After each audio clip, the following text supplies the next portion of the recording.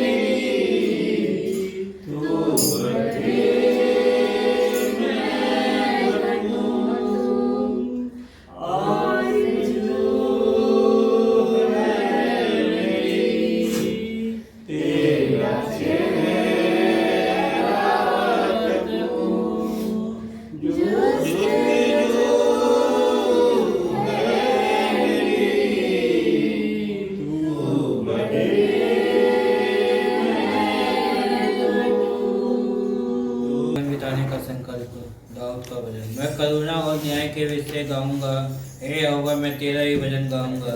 मैं बुद्धिमान में खरे मार्ग में चलूंगा,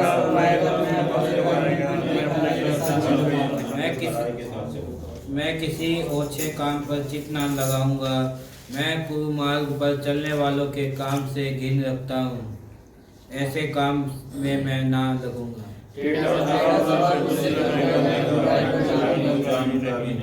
जो छिप कर अपने पड़ोसी की चुगली खाए, उसका मैं सत्यानाश करूंगा। जिसकी आंखें चढ़ी हो और जिसका मन घमंडी है, उसकी मैं ना सहूंगा।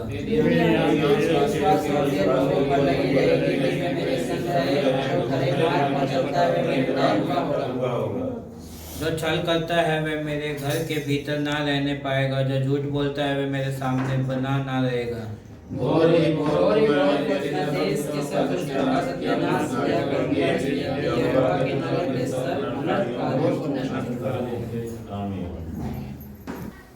मुझे आशा है कि हम सब ने इसका जो थीम है जरूर समझा होगा।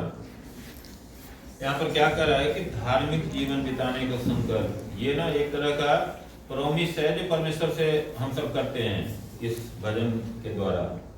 हालेलुया। ये दाऊद का भजन है, दाऊद ने संकल्प किया और ये जो भी पढ़ता है वो संकल्प ही करता है।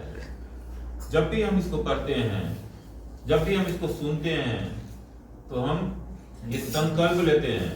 ये बात हमें हमेशा ध्यान में रखना चाहिए कि ऐसा नहीं है कि हमने जो है सुन लिया और पढ़ लिया बस, ये संकल्प है। और धार्मिक जीवन का मतलब ये नहीं है कि हम जो है ना क्रिश्चियनिटी के विषय में बात कर रहे हैं, या मसीही धर्म के विषय में बात कर रहे हैं, या यहूदी धर्म के विषय में बात कर रहे हैं। आपने पूरा सुना है इसको, इसमें कहीं भी आपने ऐसा देखा है कि इसमें लिखा हो कि मसीही धर्म या यहूदी धर्म या किसी फलाना ठिकाना कोई भी धर्म देखा है आपने? सुना है? किसी ने नहीं सुना भजन संगीता? तो हाँ ना कुछ तो बोलिए, पता कैसे चलेगा कि आप लोग यही हैं।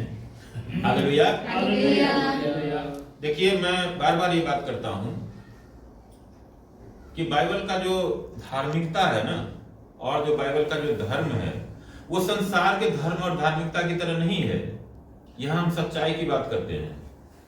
हालेलुया। यहां हम बाहरी बात नहीं करते हैं, बाहरी दिखावा की बात नहीं करते हैं। बाहर तो दिखावा वही है, जैसे मान लो हम क्या है, एक मजदूर हैं। हालेलुया। और एक नाटक होता है, स्टेज तैयार हो जाता है, तो वहां पर क्या है, हमें राजा का रोल दिया जाता है, और वहां पर क्या है, मुकुट मुकुट डाल के थोड़ी देर के लिए हम राजा बन जाते हैं, और फिर स्टेज से उतरते ही हम मजदूर ही होते हैं। वो नहीं, कोई हमें राजा कहेगा क्या?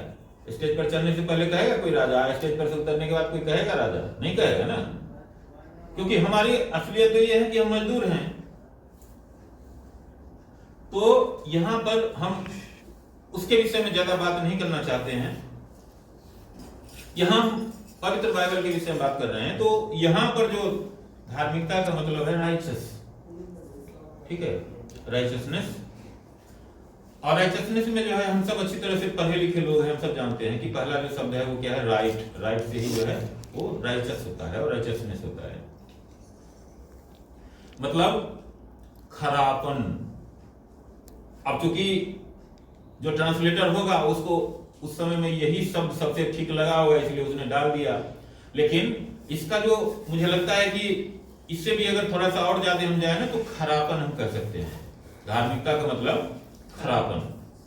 और खरापन क्या है? लोगों को दिखाने के लिए नहीं, परमेश्वर को दिखाने के लिए। हालेलुया। तो यहां पर दाऊद जो है क्या संकल्प लेता है कि मैं करुणा और न्याय के विषय गाऊंगा, हे यहोवा मैं तेरा ही भजन गाऊंगा। हम जानते हैं कि परमेश्वर की करुणा ही है जो हम सब इस धरती पे खड़े हैं, और हम सब हमेशा संभाले जाते हैं। हालेलुया। क्या कह रहा है कि मैं बुद्धिमानी से खरे मार्ग में चलूंगा, तू मेरे पास कब आएगा? मैं अपने घर में मन की खराई के साथ चलूंगा। अब ये खराई किस किस स्तर पर है वो हम देखेंगे। अब देखिए क्या कह रहा है कि मैं बुद्धिमानी से खरे मार्ग में चलूंगा। सबसे पहला तो ये है कि बुद्धि का मूल क्या है। नीति वचन में लिखा हुआ है कि यहोवा का भय मानना बुद्धि का मूल है। यानी कि यदि परमेश्वर का भय हम मानते हैं, यही जो है क्या है, बुद्धि का जड़ है, क्योंकि वहीं से बुराई खत्म हो जाती है और हमारे सामने जो है भाली बुद्धि आती है हमारे पास।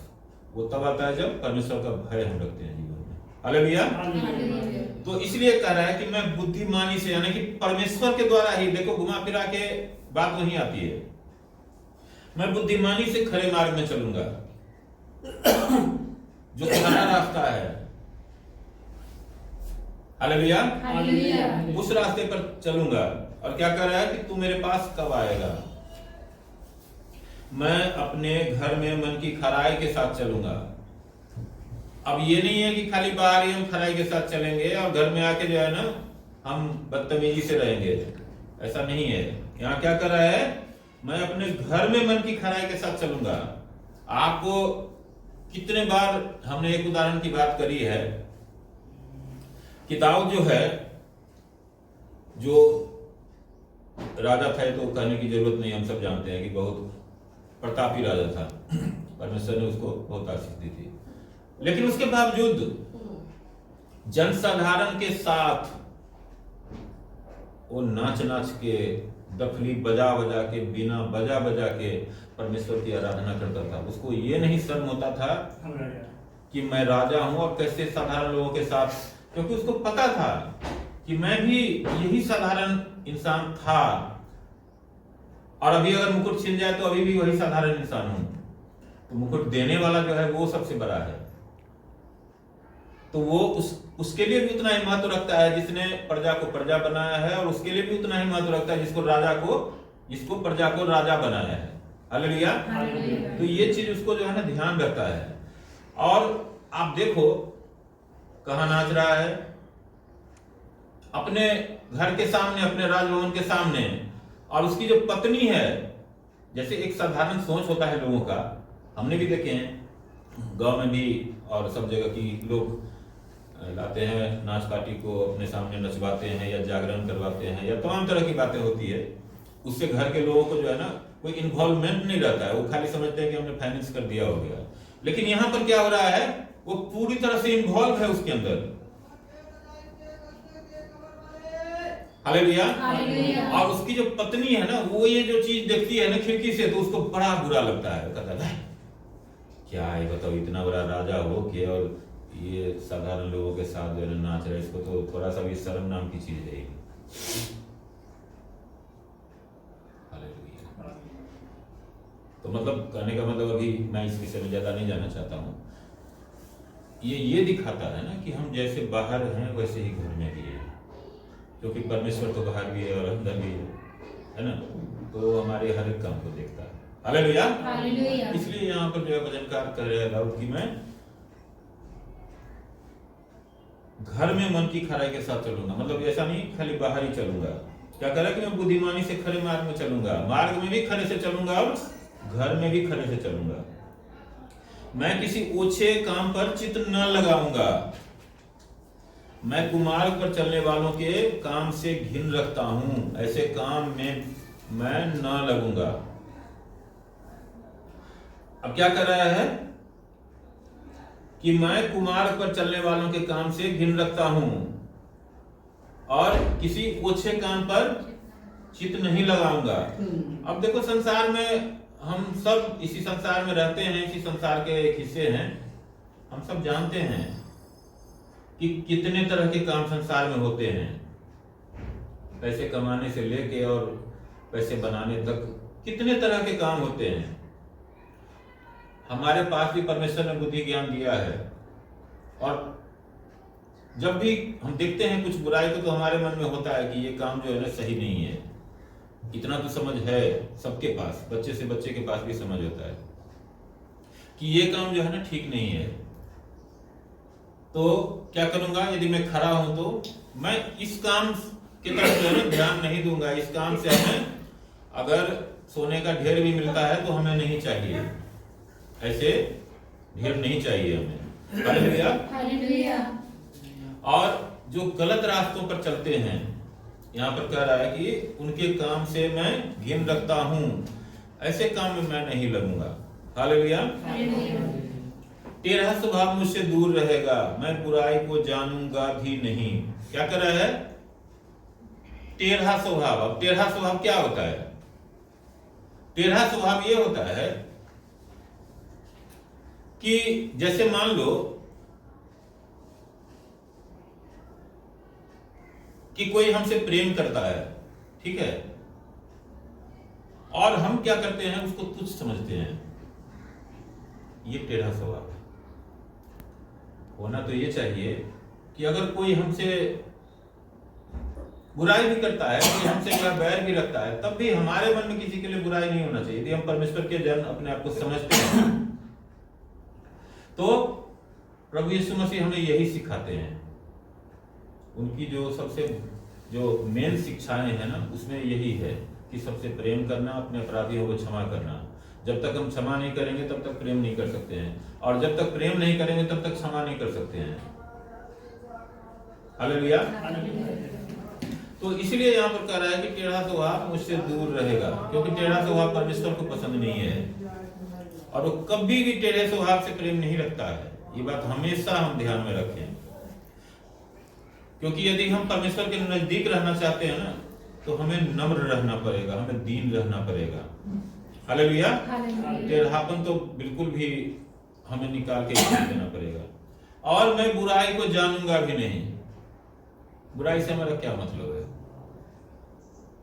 हालेलुया। जो छिपकर अपने पड़ोसी की चुगली खाए, उसका मैं सत्यानाश करूंगा। जिसकी आंखें चली हो और जिसका मन घमंडी है, उसकी मैं न सहूंगा। अब देखो यहां पर क्या कर रहा है कि जो छिपकर अपने पड़ोसी की चुगली खाए, उसका मैं सत्यानाश करूंगा। लेकिन एक बात मैं यहां पर कहना चाहूंगा कि ये वचन जो है ना, ये क्यों दाऊद कहता है? क्योंकि दाऊद को जो है परमेश्वर ने राजा ठहराया है, यानी कि न्यायी ठहराया है। उसको न्याय करने का अधिकार दिया है परमेश्वर ने, कि वो जिसको चाहे। आप जानते हैं कि राजा का मन किसके पास है? परमेश्वर के हाथ में है, और वो दंड देने के लिए राजा को नियुक्त किया है कि जो गलत करे उसको दंड दो। इसलिए दाऊद के पास ये अधिकार था कि वो दंड दे सके। हमारे पास ये अधिकार नहीं है कि हम किसी को दंड दें। तो ये बात जो है ना, हम हमेशा ध्यान में रखें कि ये वचन जो है ना, दाऊद अपने लिए कहता है। हम भी राजा हैं। हम ये नहीं कहते हैं कि वचन ये कहता है कि हम सब क्या हैं? राजा हैं, लेकिन दंड देने का अधिकार हमें नहीं है। हालेलुया। इसलिए यहां पर कहता है दाऊद कि जो छिपकर अपने पड़ोसी की चुगली खाए, उसका मैं सत्यानाश करूंगा। जिसकी आंखें चढ़ी हो और जिसका मन घमंडी है, उसकी मैं न सहूंगा। लेकिन हमारा तो जन्म ही हुआ है सहने के लिए। परमेश्वर तो कहता है कि तुम्हारा काम लेना, बदला तो लेना तुम्हारा काम नहीं है। हालेलुया। मेरी आंखें देश के विश्वास योग्य लोगों पर लगी रहेंगी कि वे मेरे संग रहें। जो खरे मार्ग पर चलता है वही मेरा टहलुआ होगा। अब यहां पर क्या कहता है? नीति वचन में यह भी लिखा हुआ है कि जो बुद्धिमान है, जो निपुण है, वो राजा के पास पहुंचाया जाएगा। हालेलुया। हम सब बचपन से हम लोगों ने पढ़ाई के समय पढ़े हैं कि अकबर बादशाह जो थे तो उनके दरबार में क्या था? नवरत्न थे। मतलब उनका नाम था नवरत्न। मतलब 9 तरह के जो है, एक तरह से रत्न का मतलब तो हम सब जानते हैं। वो क्या था? वो 9 के 9 जो है अपने अपने क्षेत्र में बहुत ही महान थे, बहुत ही ज्ञानवान थे, कलारक थे, विशेषज्ञ थे। इसलिए अकबर उन 9 को जो है अपने दरबार में रखते थे। तो ऐसे ही इसी विषय में यहां जो है ना, भजनकार कह रहा है कि मेरी आंखें देश के विश्वासी लोगों पर लगे रहे कि वे मेरे संग रहें। जो खरे मार्ग पर चलता है वही मेरा टहलुआ होगा। टहलुआ मतलब हम सब जानते हैं कि सेवक। कौन होगा सेवक? राजा का जो ईमानदार हो, जो सच्चाई से चलने वाला हो, जो खड़ा हो। हालेलुया। और देश के विश्वास योग्य लोगों पर लगा रहेगा। आप देखो दानियल कहाँ था और कैसे परमेश्वर ने जो है राजा के मन को खोला। यूसुफ कहाँ था? वो तो जेल में था, लेकिन परमेश्वर ने राजा के मन को खोला फिर उनको कि वो यूसुफ को जो है लाके क्या बनाए? प्रधानमंत्री बनाए। हालेलुया। जो छल करता है वह मेरे घर के भीतर न रहने पाएगा, जो झूठ बोलता है वह मेरे सामने बना न रहेगा। हालेलुया। तो ये राजा तो यही चाहता है, जो परमेश्वर का भय रखने वाला है वो यही चाहता है। और ये हमारे लिए भी है। हम ये हमेशा ध्यान में रखें कि हम चापलूसों से हमेशा बच के रहें। अगर हम जीवन में तरक्की चाहते हैं, कई बार क्या होता है कि हमारा जैसे कोई क्रिटिसिज्म करता है, कोई आलोचना करता है कि नहीं आपने ये गलत किया है। हालांकि आजकल तो ऐसे लोग ना के बराबर ही हैं। पीठ पीछे भले ही हम एक दूसरे की बुराई करते हैं, मुंह पर नहीं कर सकते। लेकिन हमें ये हमेशा ध्यान में रखना चाहिए कि जो हमारे बुराई को दिखाता है ना, वो हमारा सच्चा दोस्त है। और जो हमेशा हम चाहे अच्छा करें बुरा करें कुछ भी करें, सब में वाह वाह करते रहता है ना, तो वो हमारा दोस्त नहीं है। दोस्त के भेष में जो है ना हमारा शत्रु है, हमारा बुरा चाहता है। ये बड़े बड़े ज्ञानी कहते हैं, उन्हीं से मैंने भी सीखा है और मैंने अपने जीवन में इसको देखा भी है। इसलिए हमें जो है ना ये चीज ध्यान में रखना चाहिए। यहाँ जो राजा ये तमाम बातें जो कहता है, क्यों कहता है खरा? वो चापलूसों के विषय में नहीं कहता है, उसको चापलूस नहीं चाहिए। हालेलुया। यहाँ क्या कर रहा है कि जो झूठ बोलता है वो मेरे सामने बना न रहेगा। राजा के दरबार में झूठों का जरूरत नहीं है। तो हमारे जीवन में भी यही बात रहेगी लागू, और यदि हम इसको लागू करते हैं तो हमारे लिए अच्छा रहेगा। भोर ही भोर को मैं देश के सब दुष्टों का सत्यानाश किया करूंगा, इसलिए कि यहोवा के नगर के सब अनर्थकारियों को नष्ट करूं। मैंने पहले ही बोला कि परमेश्वर ने दाऊद को राजा बनाया था, इसलिए उसके पास ये अधिकार था। हमारे पास ये अधिकार नहीं है कि हम किसी को नष्ट करें, हम किसी को दंड दें। लेकिन हमारे पास एक चीज है जो शायद दाऊद के पास था और हमारे पास भी है। वो क्या है कि दाऊद परमेश्वर के सामने रखते थे सब चीजों को। हमारे सामने भी वही अधिकार है, हमारे पास भी वही अधिकार है कि हम प्रार्थना में रख सकते हैं। अगर हमने कुछ बुरा देखा, मान लो कि इस कॉलोनी में बहुत सारी ऐसी चीजें हैं जो हम जानते भी हैं और देखते भी हैं, जो हमें अच्छा नहीं लगता, देख करके दुख होता है। यहाँ नशों का जो कारोबार है, यहाँ जो है देखते जादू टोने और तमाम तरह के जो बुराइयां हैं, हम तो उनको जाके गोली नहीं मार सकते ना, हम उनको तो जाके बुरा भला नहीं कर सकते हैं, ये अधिकार हमें नहीं है। लेकिन हम उस परमेश्वर से कर सकते हैं, उस परमेश्वर के सामने हम प्रार्थना कर सकते हैं इसके लिए। और हम जो प्रार्थना करेंगे परमेश्वर सुनेगा और वो उसको पूरा भी करता है और करेगा। हालेलुया। तो ये चीज हमें ध्यान में रखना है। मैं परमेश्वर का धन्यवाद करता हूँ इस वचन संहिता के लिए। सबको जय मसीह। योएल भविष्यवक्ता की पुस्तक उसका दूसरा अध्याय है और उसका 28 से देखेंगे हम। पेज नंबर है 1063। देखेंगे तो लिखा हुआ इसका जो टाइटल है, आत्मा का मुंडेला जाना। सबने निकाल लिया है? तो चलिए देखते हैं कि आज परमेश्वर इन वचनों के द्वारा हमसे क्या बात करना चाहता है और किस विषय में बात करना चाहता है ना।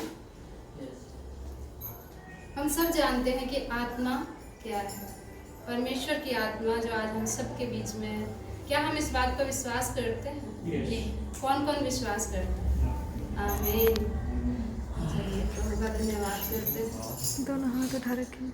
यहाँ पे क्या लिखा हुआ है? आत्मा का मुंडेला जाना। अभी इससे पहले भी हमने भजन सुना कि अकाल पड़ना है ना। एक वो समय आएगा जो ऐसा समय होगा जब आज हम देख रहे हैं कि हमें वचन सुनने को मिलता है ना। परमेश्वर के बहुत से दास हमें वचन सुनाते हैं, अलग अलग सभाओं में प्रचार कर रहे हैं आज। और और उस वचन को सुन करके जो है ना अपने मन और अपने हृदय को खोलते हैं। और धन्य है वो आज जो इस समय में जी रहे हैं। नहीं तो वाकई में परमेश्वर का वचन हमें पहले ही बता रहा है कि एक ऐसा समय आएगा जब कोई वचन सुनाने वाला नहीं होगा। लोग चारों तरफ चीखेंगे, पुकार करेंगे, कहेंगे कि काश उस परमेश्वर का वचन हमें कोई सुना दे, लेकिन ऐसा नहीं होगा। धन्य है हम लोग जो आज हम लोग परमेश्वर का वचन अपने मतलब हमारे पास तो परमेश्वर ने पवित्र शास्त्र दिया, हम पढ़ सकते हैं इसको, है ना। जो अगर सुनाता है तो हमें उसकी सुननी भी है, क्योंकि परमेश्वर जो है ना अपने लोगों के द्वारा ही बात करता है ना। क्योंकि एक समय था जब आप देखिए पवित्र बाइबल हमें बताती है कि परमेश्वर जो है ना अपने समाचार को स्वर्गदूतों के द्वारा पहुंचाते थे। अगर हम अब्राहम का जीवन देखेंगे तो वहां पे स्वर्गदूत किस रूप में आते हैं? मनुष्यों के रूप में, है ना, मनुष्यों के रूप में आते हैं। इसी तरह से हम लूत का जीवन देख सकते हैं, राहाब वेश्या का जिक्र हम देखते हैं। बहुत सारे उदाहरण हैं पुराने नियम में कि जहाँ पे परमेश्वर ने जब जब वो अपने लोगों को बचाना चाहता था वहां पे स्वर्गदूतों को क्या करता था, वो मनुष्य के रूप में भेजता था, है ना, और लोग उसकी सुनते थे, उसकी मानते थे। वहीं अगर हम नए नियम में जब हम आ जाते हैं तो वहां भी हम देखते हैं जकरिया का अगर हम जिक्र देखते हैं, जहाँ यूहन्ना बपतिस्मा दाता का जब जन्म होने वाला था तो जकरिया को क्या किया गया था, स्वर्गदूत ने आके सुसमाचार सुनाया था, लेकिन उसने उसका विश्वास नहीं किया। इसी कारण उसको क्या किया गया, उस समय तक उसका मुख बंद कर दिया गया था कि जब तू इस चीज को पढ़ती थी, मतलब इसको जब तू देख ले, विश्वास कर ले, तो उसका जुबान क्या हो गया था, उस समय बाद में फिर वो खुल गया था। तो देखिए परमेश्वर जो है ना शुरू से लेके एक इंतजाम करता है अपने लोगों के लिए कि क्या करे, लोग उसकी सुने और सुन करके अपने मन को क्या करे, बदल दे, है ना। तो मैं धन्यवाद करती हूँ कि आज हम सब परमेश्वर के वचन को जानते हैं, और अगर जान करके अगर हम अपने जीवन में कठोरता लाते हैं ना तो उसका दंड हमें परमेश्वर देगा। इसलिए मैं आप सब से यही रिक्वेस्ट करूंगी कि जब भी हमें वचन मिलता है तो ये नहीं कि हम सिर्फ यहीं पे उसको सुने, यहीं पे उसको पढ़े, नहीं, हम आगे घर में जा करके अकेले बैठ करके उस वचन को बार बार पढ़ें, क्योंकि परमेश्वर का वचन जो है ना हर मनुष्य के साथ अपना अलग अलग बातें करता है उससे। तो इन बातों को समझने के लिए जो है ना हमें अपना जीवन अकेले में भी जो है ना परमेश्वर को देना बहुत जरूरी है। मैं धन्यवाद करती हूँ परमेश्वर का, और देखते हैं कि आज ये वचन जो है क्या हमें बताने जा रहा है और किस विषय में बताने जा रहा है। ठीक है, तो जो यहाँ 28 है वचन, क्या लिखा हुआ कि उन बातों के बाद मैं सब प्राणियों पर अपना आत्मा उड़ेलूंगा, तुम्हारे बेटे बेटियां भविष्यवाणी करेंगी और तुम्हारे पुरनिये स्वप्न देखेंगे और तुम्हारे जवान दर्शन देखेंगे। हालेलुया। उन बातों के बाद, यहाँ पे किन बातों की बात कर रही है? जब वो समय आएगा, हम सब जानते हैं कि ये पवित्र बाइबल जो है ना ये किस समय लिखा गया था। जो ये भविष्यवक्ता है योएल जो है, ये स्वप्न के द्वारा परमेश्वर की इन बातों को क्या कर रहा है, लिख रहा है। हम देखते हैं कि पवित्र बाइबल में जो कुछ भविष्यवक्ता थे उनका समय काल क्या था, ज्यादा था, लंबा था, है ना, जिसे लोग कहते हैं कि ये बड़े भविष्यवक्ता थे और ये छोटे भविष्यवक्ता थे। नहीं, परमेश्वर ने किसी को बड़ा या छोटा नहीं किया है, बल्कि उसका जो समय काल था, जो उसका सेवा काल था, वो उस बात को लेकर के हम कह सकते हैं कि हाँ वो जो है उसका समय जो था वो थोड़ा कम था, और जो बड़े भविष्यवक्ता थे उन्होंने थोड़ा ज्यादा और लंबे समय के लिए क्या किया, परमेश्वर के काम को किए। तो जो योएल भविष्यवक्ता है, ये स्वप्न के द्वारा जो है ना परमेश्वर की इन बातों को लिख रहा है कि वो समय आएगा। कौन सा समय आएगा? वो परमेश्वर के आगमन का, प्रभु के आगमन का दिन। उससे पहले की बातें जो पूरी होनी है वो इस वचन में हम जान पाएंगे। और ऐसा नहीं है कि वो समय आएगा, बल्कि वो समय अब भी है। ये समय भी वही चल रहा है। अगर हम गौर करेंगे तो ये वही समय है जो ये वचन हमारे जीवन में पूरा हो रहा है। हम ये नहीं कह सकते कि ये वचन पूरा होने में भी कुछ समय और है, नहीं, ये अभी पूरा हो रहा है ऐसा। क्योंकि जो परमेश्वर की जो पवित्र कलीसिया है, जब हम देखते हैं बड़ी बड़ी सभाओं में पूर्णीय स्वप्न देखते हैं, है ना, भविष्यवाणियां हो रही है। आत्माओं के जो फल हैं वो हम देख पा रहे हैं, अन्य अन्य भाषाएं बोलते हैं, बच्चे जो हैं, बच्चे हो, बुजुर्ग हो, जवान हो, सब पे परमेश्वर की आत्मा क्या कर रही है, अपना काम कर रही है। तो इस वचन में जो है ना हमें यही साफ साफ दिखा रहा है कि क्या कह रहा है कि उन बातों के बाद मैं सब प्राणियों पर अपना आत्मा उंडेलूंगा, तुम्हारे बेटे बेटियां भविष्यवाणी करेंगी और तुम्हारे पुरनिया स्वप्न देखेंगे और तुम्हारे जवान दर्शन देखेंगे। हम सब जानते हैं कि जवान लोगों को क्या दिखाया जाता है, दर्शन में परमेश्वर अपनी बातों को बताता है, आने वाले संकटों को बताता है, आने वाली विपत्तियों को दिखाता है या आने वाली आशीषों को भी बताता है ना। परमेश्वर ने ये नहीं कहा कि भविष्यवक्ता के ऊपर ही सिर्फ ये बातें प्रकट होंगी, नहीं, वो सब पे कह रहा है, चाहे बुजुर्ग हो, जवान हो, बच्चे हो, सब पे परमेश्वर की आत्मा क्या कर रही है, आज उन कामों को कर रही है और इन चीजों को हम आज देख पा रहे हैं। आगे देखेंगे यहाँ क्या कह रहा है कि तुम्हारे दास और दासियों पर भी मैं उन दिनों में अपना आत्मा उंडेलूंगा। हालेलुया।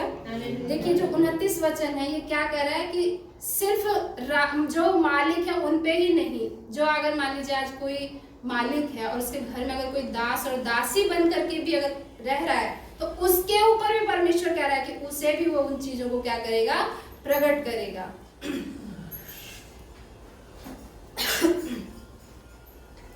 हम सब जानते हैं कि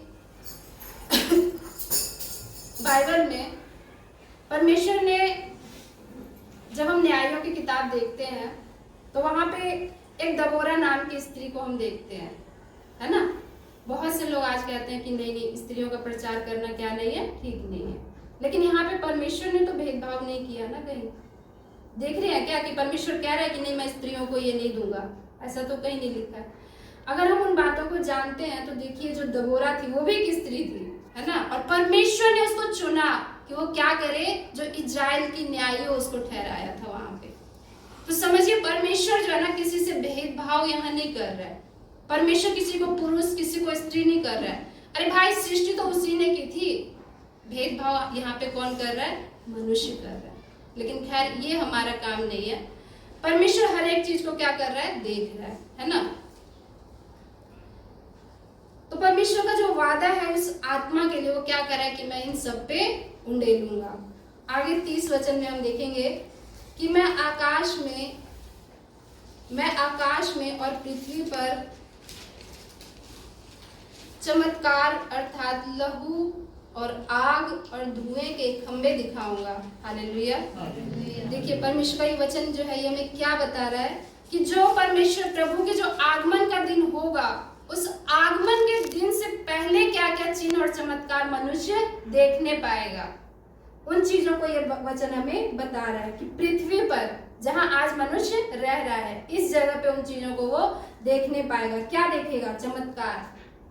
आज आप देखिए कि क्या परमेश्वर की सभाओं में आज भी जो लंगड़े हैं वो चल रहे हैं, जो कोढ़े हैं वो शुद्ध किए जाते हैं, मुर्दे जिंदा हो रहे हैं, है ना, गूंगे बोलते हैं।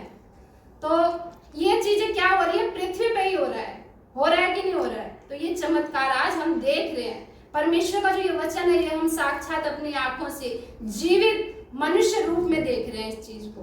तो ये क्या है, परमेश्वर का चमत्कार है। जो वचन यहाँ बोला गया है कि पृथ्वी पर चमत्कार हम आज भी देख रहे हैं। उसके बाद क्या है, लहू और आग। लहू देखिए वो दिन आएगा जब परमेश्वर जो है ना उन चीजों को दिखाएगा। और आग की जिक्र अगर हम करें तो एक बार हम जानते हैं पिछले साल, शायद ये पिछले साल की बात है या 2023 की बात है, जो ऑस्ट्रेलिया में हमने देखा था कि आग किस भयंकर तरीके से फैली हुई थी ना जंगलों में, जहां अभी भी हो रहा है, अभी भी है, अमेरिका में लगा हुआ है ना। तो सोचिए क्या ये चीजें पूरी नहीं हो रही है, लेकिन आज मनुष्य जो है ना इतना मतलब अपने आप को वो कर लिया ना कि वो इन चीजों को गौर नहीं कर रहे हैं, देख नहीं पा रहे हैं।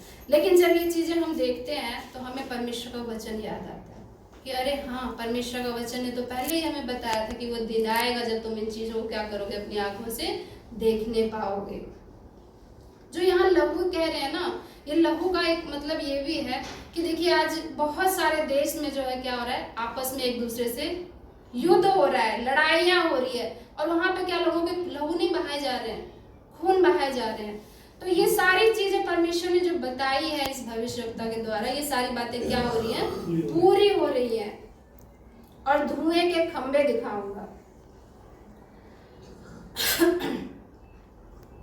मैं परमेश्वर का धन्यवाद करती हूँ और एक छोटी सी अपनी गवाही को यहाँ देना चाहूंगी कि देखिए आज जो ये वचन मैंने परमेश्वर ने मुझे यहाँ दिया है, तो मैं उन बातों को भी बताऊंगी।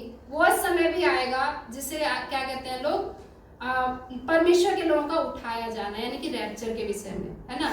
प्रकाशित वाक्य हमें इन बातों के विषय में बताता है। और जिस तरह का कि परमेश्वर का जो ये वचन है कि परमेश्वर का जो आत्मा है वो इन चीजों को अपने लोगों पे प्रकट भी करता है। तो यहाँ पे जो ये धुएं का खंबा है ना, मैं धन्यवाद करती हूँ खुदावंद का कि मैंने अपने स्वप्न के द्वारा इन चीजों को परमेश्वर ने मुझे दिखाया था कि एक ऐसी आग जो धरती पे उतरी है, वो स्वर्ग से उतरी है और जो धरती पे फैली हुई है। और जैसे कि मैं बात करती हूँ कि वो आग जो है ना बुझने वाली नहीं है, क्योंकि वो संसारिक आग नहीं है। संसारिक आग देखिए जब बहुत मतलब असहनीय हो जाता है तो उसको मनुष्य जल्दी अपने काबू में नहीं कर सकता। तो जब संसारिक आग इतना भयानक होता है, तो जो परमेश्वर का जो वो दिन आएगा और जब वो आग पृथ्वी पे आएगी, तो सोचिए लोगों का जीवन कैसा होगा। त्राही त्राही तो होगी उस समय। तो इन सब चीजों को जब हम देखते हैं ना, तो हमें ये समझ जाना चाहिए कि जो प्रभु का जो आगमन है ना, वो अब ज्यादा देर नहीं है। और मैं ये भी नहीं कहूंगी कि हम लोग उन चीजों को देख ही लें, शायद हो सकता है हमसे आगे आने वाली पीढ़ियां उन चीजों को देखें, क्योंकि इसका ये जो विषय है, ये परमेश्वर यहोवा किसी को भी नहीं बताता है, ये उसी के हाथ में है इन बातों के लिए, है ना। तो ये सारी चीजें क्या है, परमेश्वर अपने लोगों को दिखा रहा है, अपनी आत्मा के द्वारा दिखा रहा है ना। आज हम जानते हैं कि जब परमेश्वर अपने लोगों को चुनता है, उसके मन को खोलता है, तो हम क्या कहते हैं कि पिता, पुत्र और पवित्र आत्मा, है ना। पिता जो स्वर्ग में है, पुत्र ने अपना काम किया और वो भी उसके दाहिनी ओर जाके बैठ गया, जो आज हमारी बिचवाई कर रहा है ना। जो एक पर्दा था, उस पर्दे को परमेश्वर ने क्या किया, हमारे बीच से हटा दिया। और आज हम क्या करते हैं, अपने प्रभु यीशु मसीह के नाम से उस खुदा बाप से जब प्रार्थना करते हैं, तो हमारी क्या करता है, किसके द्वारा उत्तर भेजता है, पवित्र आत्मा के द्वारा। तो ये तीन नहीं है, ये एक है ना। अभी थोड़ी देर पहले मैंने क्या कहा था कि एक समय था जब स्वर्गदूत उस परमेश्वर की बातों को मनुष्यों के बीच में रखता था, लेकिन आज वो समय है जो पवित्र आत्मा क्या करती है, हमारे प्रार्थनाओं का उत्तर लेकर के हमारे बीच में आती है ना। इसके आगे जो वचन है, यहोवा के उस बड़े और भयानक दिन के आने से पहले सूर्य अंधियारा होगा और चंद्रमा रक्त सा हो जाएगा। हालेलुया। देखिए ये भी एक चिन्ह है जो परमेश्वर के आगमन से पहले का, ये क्या होगा, ये पूरा होगा। जब आज हम इतने चिन्ह चमत्कारों को देखते हैं, तो क्या ये नहीं होगा, ये भी होगा, क्योंकि परमेश्वर का वादा है कि जब तक हर एक चीज इस पवित्र शास्त्र की, यहाँ तक कि इसका एक बिंदु तक जब तक पूरा नहीं होगा ना, वो झूठा नहीं है, हर एक चीज क्या है, पूरा होकर के रहेगा। उस समय क्या होगा कि यहोवा के उस बड़े और भयानक दिन के आने से पहले सूर्य अंधियारा होगा और चंद्रमा कैसा दिखाई देगा, रक्त सा हो जाएगा। उस समय जो कोई यहोवा से प्रार्थना करेगा वह छुटकारा पाएगा, और यहोवा के वचन के अनुसार सिय्योन पर्वत पर और यरूशलेम में जिन बचे हुओं को यहोवा बुलाएगा वे उद्धार पाएंगे। हालेलुया। देखिए क्या लिखा है, 32वां वचन हम देखते हैं थोड़ा सा। उस समय जो कोई यहोवा से प्रार्थना करेगा, हालेलुया, उस समय का इंतजार मत कीजिए, बल्कि आज से, इसी समय से परमेश्वर से क्या करना है, हमें वो भयानक दिन हमें ना देखना पड़े कि जहां लोग चीखेंगे, पुकारेंगे, अपने छाती को पीटेंगे। ऐसा समय परमेश्वर हमें क्या करेगा, नहीं दिखाएगा। क्यों? क्योंकि उसने अपने वचन को हमारे हाथ में उस दिन के आने से पहले ही दे दिया है। तो अब हमारे ऊपर ये निर्भर करता है कि हम इस वचन को कितना अपने भीतर ले लें कि वह दिन हमें ना देखना पड़े। और हम वो जब समय आए तो हम ये ना कहें कि प्रभु तेरा वचन हमने नहीं सुना। नहीं, हमने सुना है परमेश्वर का वचन। क्या कह रहा है कि उस समय जो कोई यहोवा से प्रार्थना करेगा वह छुटकारा पाएगा। हमने छुटकारा पा लिया है, हम अभी भी पाने की राह देख रहे हैं। पा लिया ना? आमीन। देखिए ये वचन उन लोगों को भी बताएं जो आज क्या है, अंधियारे में पड़े हुए हैं, है ना। परमेश्वर अपने लोगों से यही चाहता है कि जो बंदी गृह में पड़े हुए हैं, बंदी गृह ये नहीं कि जेल में, जेल तो वो तो संसारिक बंदी गृह है। लोग आज ऐसे बंदी गृह में पड़े हुए हैं ना जिसको छुड़ाना बहुत क्या है, कठिन है, लेकिन परमेश्वर जिसे चाहता है उसे वो छुड़ा लेता है। क्या करे कि यहोवा से प्रार्थना करेगा और वह छुटकारा पाएगा। और यहोवा के वचन के अनुसार सिय्योन पर्वत, यहाँ पे देखिए क्या लिखा हुआ है, सिय्योन पर्वत पर, है ना। ये वो सिय्योन पर्वत नहीं है जिस पर मूसा ने परमेश्वर से बातें की। सिय्योन पर्वत आज परमेश्वर हमें कह रहा है ना, क्योंकि वो हमारे बीच में है। और यरूशलेम में जिन बचे हुओं को यहोवा बुलाएगा वे उद्धार पाएंगे। यरूशलेम वो यरूशलेम नहीं है जो इजराइल में है। आज जहां भी परमेश्वर के लोग रह रहे हैं वो क्या है, उसका यरूशलेम ही है। तो वो क्या चाहता है कि अपने लोगों को छुड़ाए, उस बंदीगिरी से छुड़ाए और अपने लिए बचाए, और वे उद्धार पाएंगे। सच में परमेश्वर का मैं बहुत धन्यवाद करती हूँ। देखिए इन वचनों के द्वारा परमेश्वर हमें ये बताना चाहता है कि जो भविष्यवक्ता आए वो अपना काम करके चले गए, लेकिन आज जो ये बातें हैं आज हमें भी इन्हें औरों तक पहुंचाना है। अगर आज हमने जीवन को पाया है तो ये जीवन उन लोगों तक भी पहुंचाना है जो आज सच में बंदीगृह में पड़े हुए हैं और उनको कोई बताने वाला नहीं है। इसलिए परमेश्वर का ये वचन जो है ना आज हमें दे रहा है कि हमने जिस तरह से उद्धार को पाया है वो लोग भी उस उद्धार को पाए जो इन चीजों से वंचित है। और ये समय अब बहुत दूर नहीं है, ये समय निकट है, क्योंकि परमेश्वर का वचन बार बार हमें ये चेतावनी दे रहा है कि आज अगर हम संभले हुए हैं तो हमें बहुत ही समझिए अपने आप को स्थिर करके परमेश्वर के सामने अपने आप को रखते हुए और बहुत ही परमेश्वर के प्रेम को जो हमने पाया है उसको क्या करें, औरों को भी बताएं। धन्यवाद करते हैं खुदावंत का इन वचनों के लिए।